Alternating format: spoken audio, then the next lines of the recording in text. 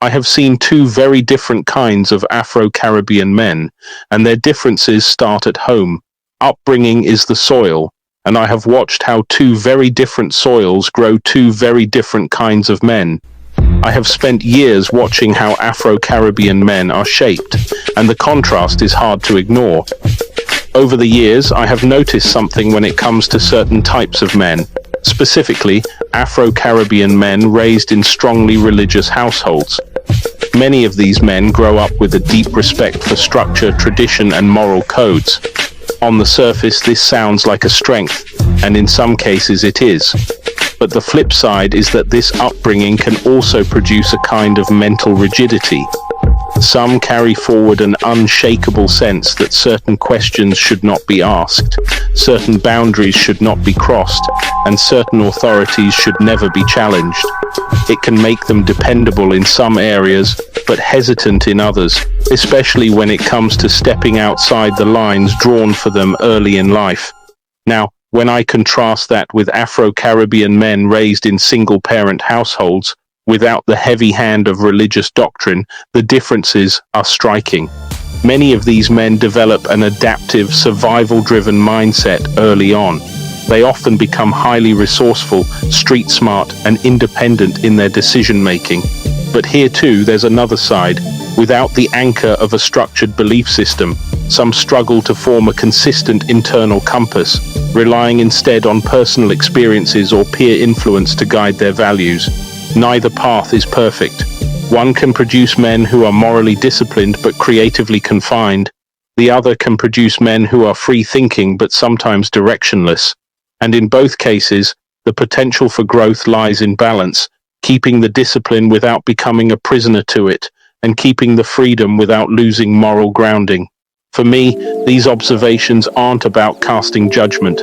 They're about recognizing the invisible scripts we inherit from our upbringing and deciding, as grown men, whether we're going to keep reading from the same page or start writing our own. From my observations about how upbringing shapes a man's mindset, let's talk about how these differences play out in relationships, fatherhood, and leadership.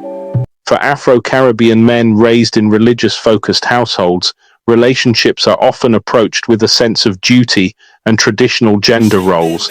There's usually a strong emphasis on commitment, providing, and maintaining family image. As fathers, they tend to lean heavily on discipline, moral instruction, and setting clear rules, often echoing the patterns they saw growing up. In leadership, this can translate to being reliable and principled, but sometimes resistant to new approaches or ideas that challenge established norms.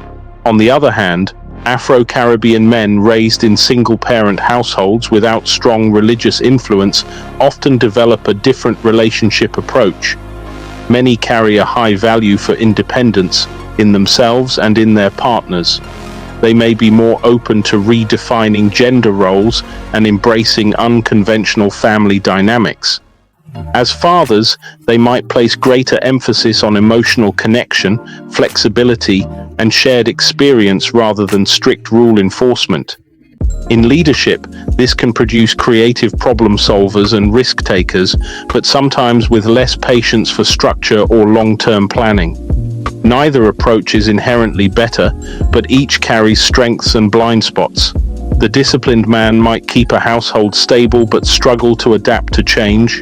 The independent-minded man might inspire creativity but risk instability if boundaries are unclear.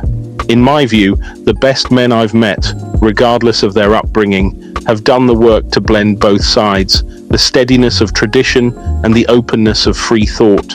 They've taken what served them from childhood and discarded the rest, building their own blueprint for manhood. Because ultimately, your upbringing may write your first chapter, but you decide how the story ends. If this message resonates with you, don't be shy, drop your thoughts in the comments. I look forward to both listening and learning from you.